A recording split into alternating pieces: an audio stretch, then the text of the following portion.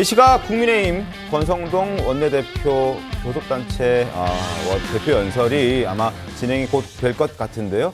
앞선 어제 대표 연설에 나섰던 이재명 더불어민주당 대표 마치 대선 출마를 방불케 할 만큼 정말 광범위한 청사진을 내놨습니다.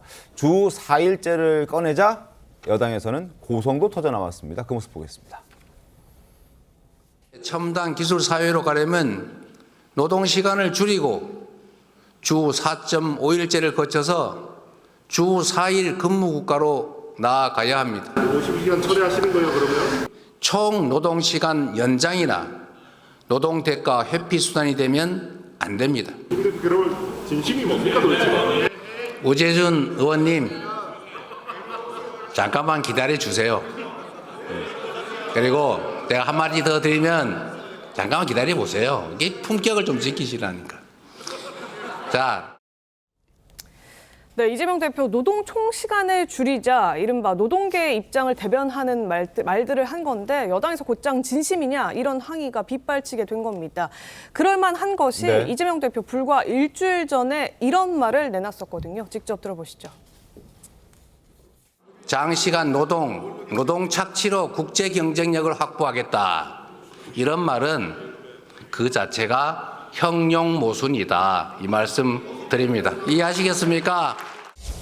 이 특정 중요 산업의 특정 연구 개발 분야 중에서도 고소득의 전문가 그들이 동의할 경우에만 예외로 좀 그들이 좀 몰아서 일할 수 있게 해주자. 이걸 왜 안 해주냐라고 하니까 저는 할 말이 없더라고요.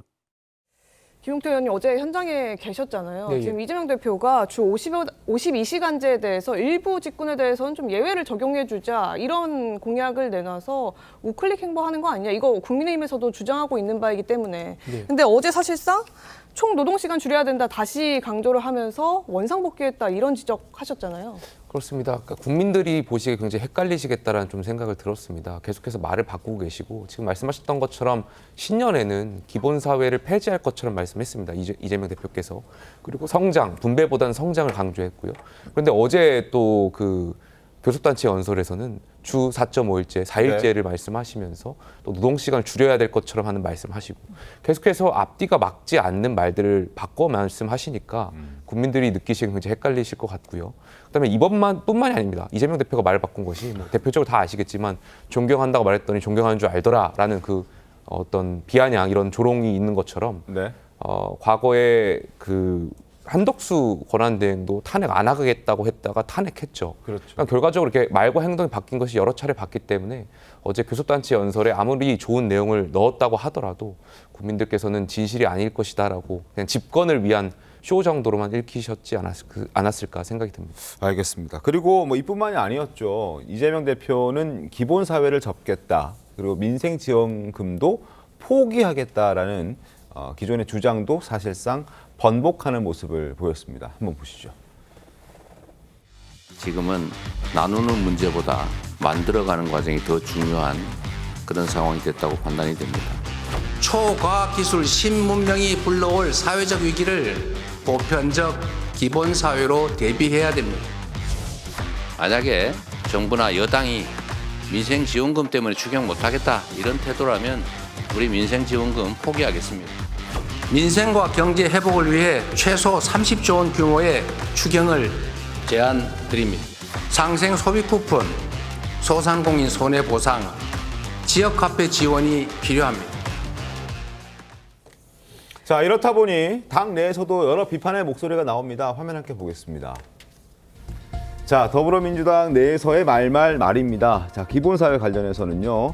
지금은 나누는 문제보다 성장이 더 시급하다라고 했었는데 지금 보편적 기본사회에 대비해야 된다라고 입장이 바뀌었던 거고 민생지원금 관련해서도 포기할 수 있다라고 말했던 것이었는데 어제는 추경으로 상생 소비 쿠폰 그리고 지역화폐 본인이 가장 크게 내세웠던 지역화폐에 지원해야 된다라는 목소리도 함께 나왔었습니다. 그랬더니 이제 이런 반응들이 나왔습니다.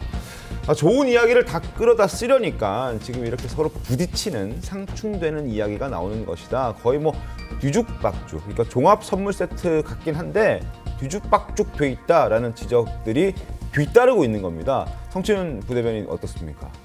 일단 그 노동권 관련 말씀을 좀 드리면 이 민주당의 기본적인 정책인 이 노동 시간을 단축시키자라는 기본 취지는 변한 게 없습니다. 그러니까 이재명 대표가 반도체법 관련 그 토론회에서 네.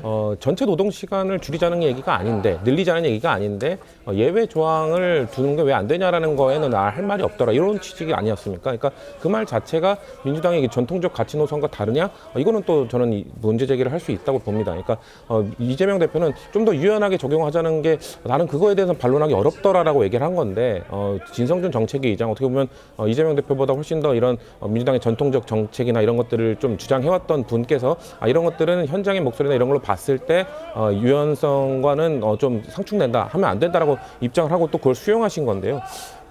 전 그렇기 때문에 노동 시간 관련돼서는 전통적 가치에서 벗어난 게 그렇게 크게 없다라는 말씀을 드리고 싶고 다만 민생지원금 얘기는 좀 헷갈릴 부분을 여지를 드린 것 같아요. 네. 왜냐면은 다 포기하겠다고 했다가 이 연설 때는 다시 그 내용을 꺼냈기 때문에 이거에 대한 저도 또 본래 취지를 정말 후퇴시킨 건지 아니면 다시 되살리신 건지 부위원장도 약간 저 뭐지 하는 생각 드셨나 보네요. 왜냐면은 포기한다고 말씀하셨을 때 추경을 위해서 뭔가 내려놓는구나라는 모두가 그렇게 받아들였거든요. 그래서 이재명 대표가 기존에 추진해왔던 것을 추경에 대한 진정성을 위해서 좀 유연함을 보여주는구나라고 저도 판단을 했었기 때문에 굳이 저 내용을 넣어서 좀 헷갈리는 이 노선을 보여드릴 필요가 있나라는 생각이 들었기 때문에 이거에 대해서는 좀 설명을 한번 추가적으로 하시는 게 필요할 것 같다는 말씀을 드립니다. 그렇기 때문에 설명을 드리면 그러니까 25만 원 전 국민 재난지원금 이 부분에 대해서는 내가 포기할 수도 있다라고 협상적으로 나오신 거고 실제로 상생소비권이나 지역화폐는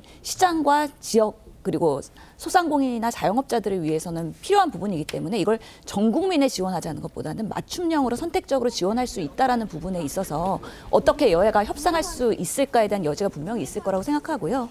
특히 기본사회에 대한 부분은 기본소득을 포기하고 기본사회로 나아가겠다. 그래서 기본소득은 최소한의 국민들한테 10만 원씩이라도 매달 지급한다라는 보편적인 지원이라고 하면은 기본사회는 최소한의 우리 정말 소외계층이나 어려운 분들에 대한 안전망과 복지를 확충한다는 부분에 있어서 기본사회는 지속적으로 유지한다라는 그런 의미가 있는 거기 때문에 이게 말이 비슷해서 헷갈릴 수는 있긴 하겠지만 보편적 복지와 선택적 복지 중에서 유도리 있게 유연성 있게 지원할 수 있다라는 부분을 고수하고 있는 거다라고 이해를 하시면 될 것 같아서 저는 말이 오락가락하는 거라고 생각하지는 않습니다. 알겠습니다.